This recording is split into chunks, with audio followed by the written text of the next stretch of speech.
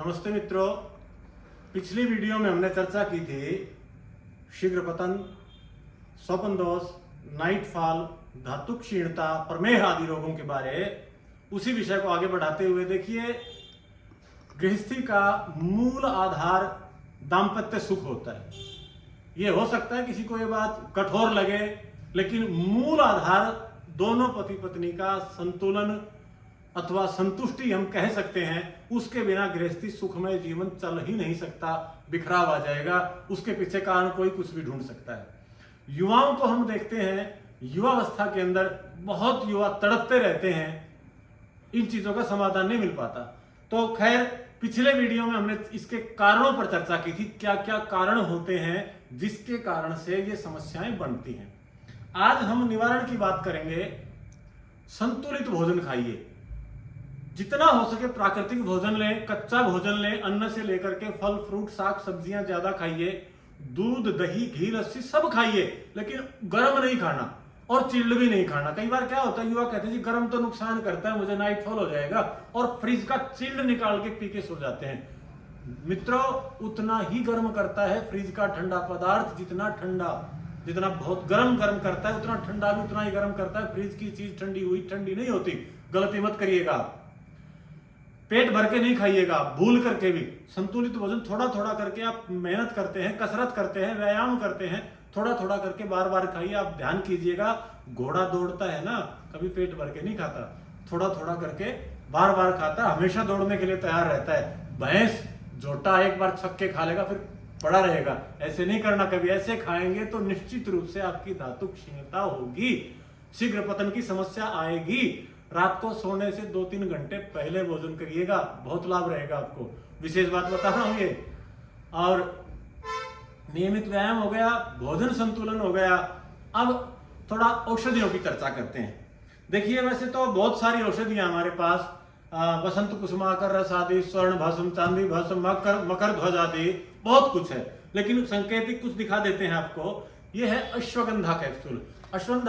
Ashwagandha nervous system के लिए, धातु क्षीणता के लिए, मानसिक रोगों के लिए बहुत जबरदस्त चीज होती है। अश्वगंधा के पाउडर रूप में भी हमारे पास हैं और कैप्सूल भी हैं। आप किसी भी रूप में प्रयोग कर सकते हैं, धातु पुष्ट करने का काम करती है। अगला है शिलाजीत। शिलाजीत भी कई प्रकार से है। शुद्ध शिलाजीत है, शिलाजीत सत।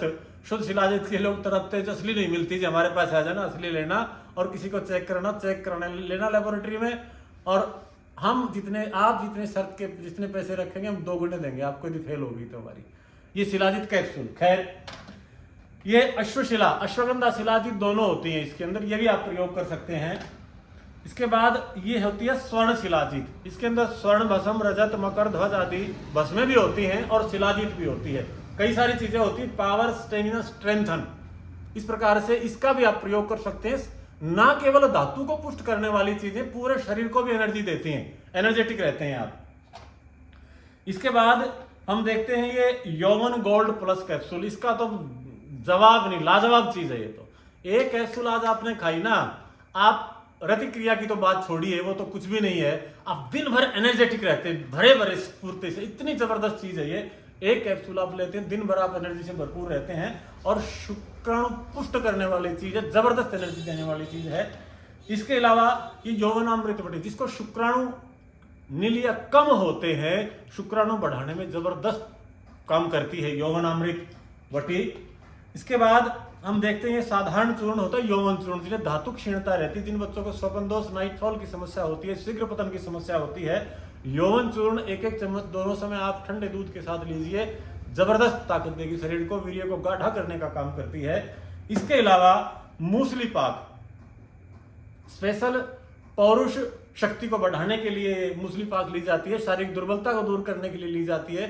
इसमें कुछ भस्में भी मिलाई जा सकती है। व्यक्ति की तासीर देख समझ करके हम आपका सहयोग कर सकते हैं, आप हमारे पास आते हैं तो। ये कुछ औषधियां मैंने आपको बताई। इसके अलावा मित्रों, मैं आपको बताऊंगा कुछ इसके संदर्भ में कुछ क्रियाएं तो बहुत आवश्यक है, नितांत आवश्यक क्रियाएं हैं। आइए मैं आपको बैठ करके आपको समझा देता हूं।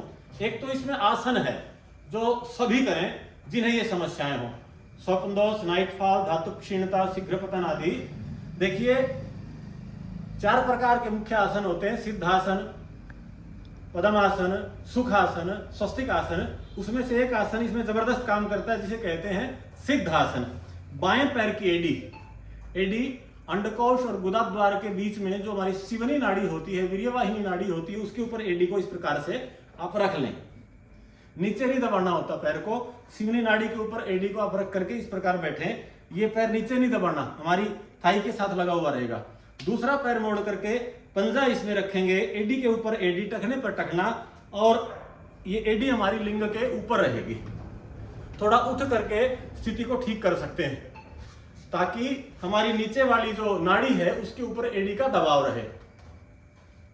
इस आसन में आप 10-15 मिनट से शुरू करके आधा घंटा, 1 घंटा, 1.5 घंटा, 2 घंटा, जितना जितना आपके पास समय हो आप इस आसन में बैठिए। आपकी धातु नियंत्रण में जबरदस्त काम करता है ये आसन। जिन्हें धातु दिन रात गिरती है, दिन में 8-8, 10-10 बार बच्चों को पेशाब के साथ, लैट्रिन के समय धातु गिरती रहती है, शीघ्र पतन की जबरदस्त समस्या है, गृहस्थी टूटने के कगार पर है, आप इस आसन में बैठिए। जैसी दिनचर्या, आहारचर्या बताई वही वो भी कर लेते हैं ना, दवाइयां भी नहीं लेते तो भी आपको आशातीत लाभ मिलेगा। इस आसन में आप बैठें। आप व्यायाम प्राणायाम करते समय बैठ सकते हैं, आप पढ़ते समय बैठ सकते हैं, आप टीवी आदि देख रहे हैं तो इसमें बैठ सकते हैं। जब आपको मौका मिले, हो सकता है आप आसन ना लगा पाए अच्छे से, आपको दिक्कत हो तो एक पैर को लटका के आप यूं भी बैठ सकते हैं। ध्यान हमारा रहे नीचे वाली एडी शिवनी के ऊपर टिकी रहनी चाहिए, जिससे उसके ऊपर प्रेशर रहे। इस बात का विशेष ध्यान रखें। और नए साधक नितंब के नीचे, कुल्लों के नीचे हल्का सा कोई तौलिया अथवा तकिया लगा सकते हैं, जिससे उस नाड़ी पे हमारा दबाव प्रॉपर बना रहे। अभ्यास होने के बाद आपको आवश्यकता नहीं रहेगी।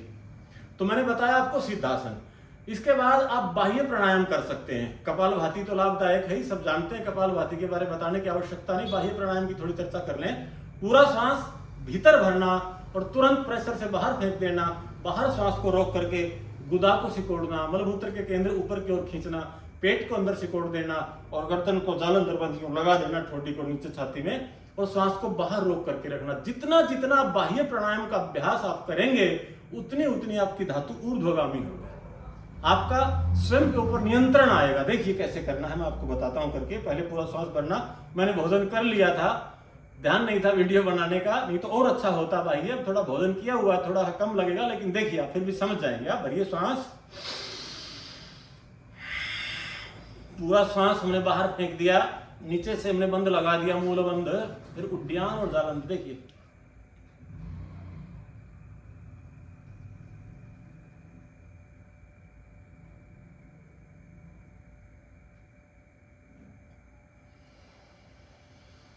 जितनी आपकी शक्ति है, जितनी देर आप रोक सकते हैं श्वास को बाहर, उतनी देर तक आप श्वास को बाहर रोके रहें और इसकी आवृत्ति करिएगा।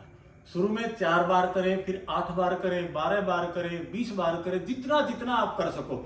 और इसमें ध्यान दें, श्वास को बाहर रोकना है आपको। जितना ज्यादा रोक सको उतनी ही देर तीनों बंद लगाए रखो, उससे आपकी ऊर्ध्वरेता हो जाते हैं।